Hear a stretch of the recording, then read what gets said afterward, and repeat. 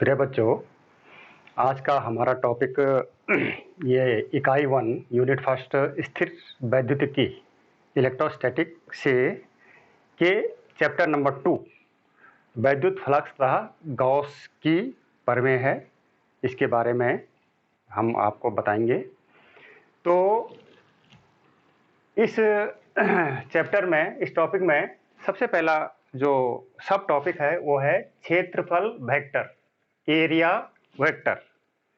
तो कोई भी समतलीय क्षेत्रफल जो होता है उसकी दिशा उस पर बाहर की ओर खींचे गए अवलंब की ओर होता है। जैसे ये कोई हमारे पास क्षेत्रफल है, सपोज ए क्षेत्रफल है, तो इसका ये सेंटर हो गया। इसकी अगर हमें दिशा ज्ञात करनी है तो इसकी दिशा इस प्रकार से, ठीक इस पर अभिलंब खींचा गया बाहर के लिए, इधर के लिए होगी इसकी दिशा। ये थोड़ा सा टेढ़ा हो गया, सीधी अभिलंब खींचा गया, ये बाहर की ओर इसकी दिशा होगी। और उस दिशा का जो परिणाम होगा, परिमाण होगा, उस दिशा का जो परिमाण होगा वो उसको हम ए वेक्टर बराबर एन कैप ए से प्रदर्शित कर सकते हैं। ए यहाँ पे क्षेत्रफल का परिमाण है और एन कैप को कहते हैं ये दिशा, एकांक वेक्टर है। तो इस प्रकार से इस क्षेत्रफल को हम एक वेक्टर के रूप में प्रदर्शित कर सकते हैं। ये वेक्टर जिसकी दिशा इधर के लिए है और जिसका परिमाण इस क्षेत्रफल के बराबर है। तो इस प्रकार से हम a vector is equal to n cap ये लिख सकते हैं। अब देखिए, ये गॉस की प्रमेय जानने के लिए हमें दो चीजें जाननी आवश्यक है। हाँ, तो नंबर 1 समतलीय कोण। तो हम जानते हैं कि किसी वृत्त के एक चाप द्वारा, ये चाप है सपोज ए और बी, ए चाप द्वारा उसके केंद्र पर अंतरित जो कोण होता है उसको समतलीय कोण कहते हैं। और इस कोण का मात्रक, ये थीटा है माना, इसको समतलीय कोण कहते हैं। इसका मात्रक होता है रेडियन। और चूंकि हम ये भी जानते हैं कि कोण बराबर चाप बटे त्रिज्या। और यहां पर अगर हम लेते हैं कि यदि चाप और त्रिज्या दोनों बराबर है, चाप और त्रिज्या बराबर है, तो उस समय कोण बराबर कितना हो जाएगा? कोण बराबर हो जाएगा 1, और ये होता है 1 रेडियन, कोण का मात्रक, समतलीय कोण का मात्रक।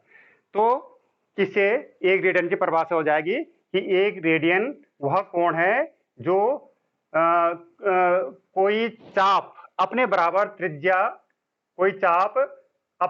त्रिज्या के वृत्त के केंद्र पर कोण अंतरित करता है, तो उसको कहते हैं 1 रेडियन कोण। ऐसे ही अब हम पढ़ेंगे नंबर 2 गॉस के प्रमेय के लिए जो आवश्यक है, घन कोण। इस घन कोण को भी समतल कोण से आप तुलना करते रहना। घन कोण में हम क्या लेते हैं? समतल कोण में तो हमने एक वृत्त लिया, और घन कोण में हम एक पृष्ठ लेते हैं, पूरा पृष्ठ। जैसे फुटबॉल है, फुटबॉल को आप कल्पना कीजिए, फुटबॉल का पृष्ठ, और उसके केंद्र, फुटबॉल का भी कोई एक केंद्र होगा। इस प्रकार से गोलीय पृष्ठ लेते हैं और उसका भी एक केंद्र होगा।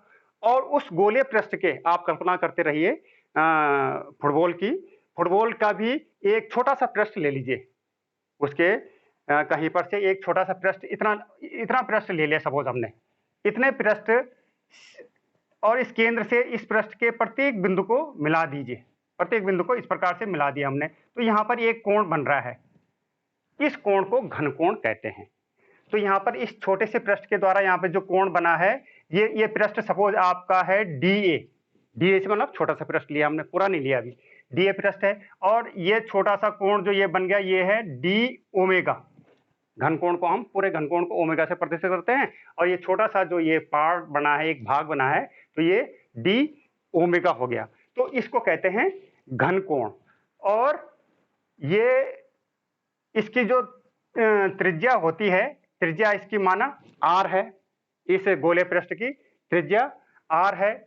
तो घन कोण डी ओमेगा बराबर DA/R²। ये कोण जो है यहाँ पे DA और बटे R²। जैसे वहां पे तो केवल चाप चाप चाप चाप का मात्रक क्या होता है? चाप का मात्रक होता है ये मीटर, और त्रिज्या का मात्रक भी मीटर। यहाँ पे क्षेत्रफल का मात्रक मीटर स्क्वायर, तो यहाँ पे त्रिज्या का भी स्क्वायर होगा, क्योंकि ताकि ये भी मीटर स्क्वायर हो जाए। तो D omega is equal to DA/R²। और यहाँ पे भी यदि हम ये करते हैं कि DA बराबर R² कर देते हैं, तो उस समय क्या हो जाएगा? डी ओमेगा बराबर 1, और 1 क्या? स्टेरेडियन। ये घन कोण का मात्रक होता है, स्टेरेडियन। तो स्टेरेडियन की परिभाषा क्या हो जाएगी कि एक स्टेरेडियन वह घन कोण है जो कि गोले के पृष्ठ के एक भाग द्वारा, जिसका क्षेत्रफल गोले की त्रिज्या के वर्ग के बराबर है, गोले के केंद्र पर अंतरित किया जाता है। समझ गए स्टेरेडियन की परिभाषा?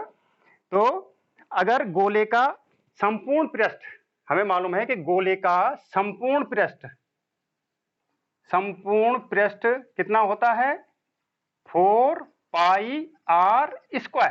4πr²। हम पूरा ही संपूर्ण पृष्ठ लेते हैं, तो इसी सूत्र से संपूर्ण पृष्ठ लेंगे, तो संपूर्ण पृष्ठ द्वारा केंद्र पर जो अंतरित कोण होगा उसको हम ओमेगा से प्रदर्शित करेंगे। संपूर्ण पृष्ठ के द्वारा केंद्र पर अंतरित कोण ओमेगा से प्रदर्शित। ये तो केवल छोटे से पृष्ठ के द्वारा था डी ओमेगा, संपूर्ण के द्वारा ओमेगा से प्रदर्शित कर देंगे। तो ओमेगा बराबर, तो संपूर्ण पृष्ठ DA, संपूर्ण पृष्ठ कितना हो जाएगा? 4πr², और अपॉन ये R² है ही, तो R² और R² कैंसिल हो गया, तो ये हो गया 4π। तो इसका मतलब संपूर्ण पृष्ठ द्वारा केंद्र पर जो अंतरित घनकोण होता है वो 4π के बराबर होता है। अब पाई आपका 180 डिग्री होता है, तो ये बराबर आपका 720, 1872 720 डिग्री के बराबर होता है एक संपूर्ण पृष्ठ के द्वारा केंद्र पर अंतरित कोण। अब माना कि एक क्षेत्रफल अवयव इस प्रकार से, क्षेत्रफल खंड किसी बिंदु, ये O बिंदु है, इससे और इसका जो सेंटर है इस अवयव का, इस खंड का क्षेत्रफल का, यहां से यहां तक की दूरी R है। अगर हम इस बिंदु से इसके सारे ये बिंदु मिलाएंगे तो ये क्षेत्रफल अवयव DA है, और यहां से यहां तक की दूरी R है। इस बिंदु से इस अवयव को मिलाने वाली जो ये रेखा है, इसके अनुदिश एक वेक्टर, एकांक वेक्टर NA, ये दिशा है इसकी, ठीक है।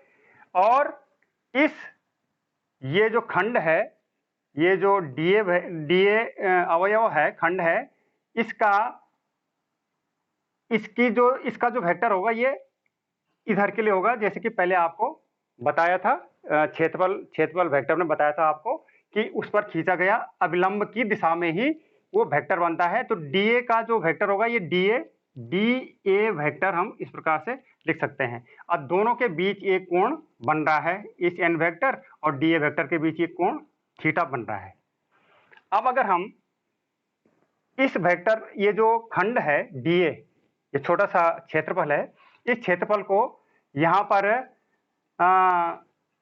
इसका ये जो अभिलंब है इसको भी N वेक्टर की दिशा में करने की कोशिश करते हैं। तो इस प्रकार से ये छायादार जो मैं लाइनिंग डॉटेड लाइन में बना रहा हूं, इस प्रकार से।